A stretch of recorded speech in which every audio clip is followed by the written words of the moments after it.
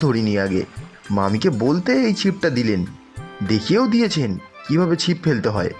আমাকেও দেখিয়েছেন মাছের চার কিভাবে জলে ছড়িয়ে দিতে হয়। খুব ভালো মামিমা। ওহো, মামির সাথে আলাপ হয়েছে তাহলে?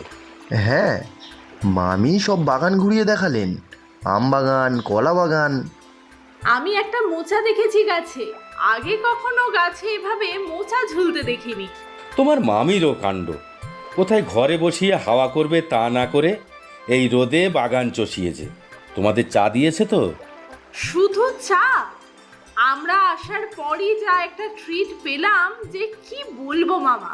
গরম গরম ফুলকো লুচি আর কষা আলুর দম। কি করবে বলো, গ্রামের দিকে এসবই খাই আমরা সকালবেলা, মুড়ি তরকারিও খাই। আজ তোমরা আসবে বলে তোমার মামি লুচি বানিয়েছে। অসাধারণ লেগেছে।